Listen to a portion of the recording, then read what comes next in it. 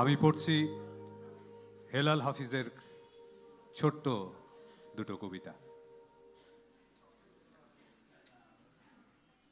কেউ জানে না আমার কেন এমন হলো, কেন আমার দিন কাটে না, রাত কাটে না, রাত কাটে তো ভোর দেখি না, কেন আমার হাতের মাঝে হাত থাকে না, কেউ জানে না।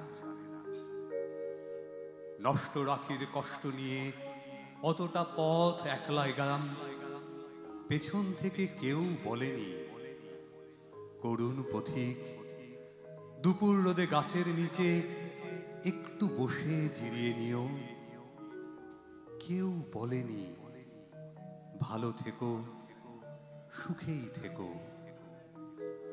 যুগল চোখে জলের ভাষায় আসার সময় কেউ বলেনি মাথার কসম আবার এসো।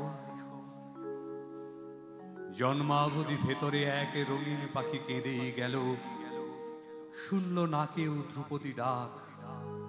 চৈত্র আগুনে জ্বলে গেল আমার বুকের গেরস্থালি, বলল না কেউ তরুণ তাপস এই নে চারু শীতের কলস। লন্ড ভন্ড হয়ে গেলাম তবু এলাম।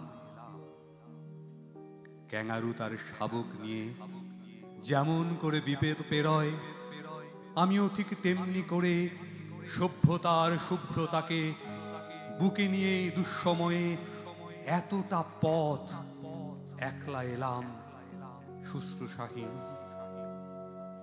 কেউ ডাকেনি তবু এলাম, তবু এলাম, বলতে এলাম ভালোবাসি। ইচ্ছে ছিল তোমাকে সম্রাজ্ঞী করে সাম্রাজ্য বাড়াবো। ইচ্ছে ছিল তোমাকেই সুখের পতাকা করে শান্তির কপোত করে হৃদয়ে উড়াবো।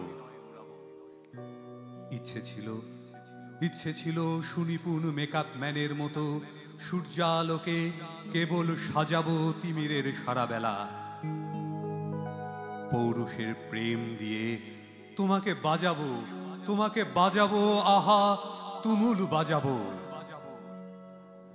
ইচ্ছে ছিল নদীর বক্ষ থেকে জলে জলে শব্দ তুলে রাখবো তোমার লাজুক চঞ্চুতে।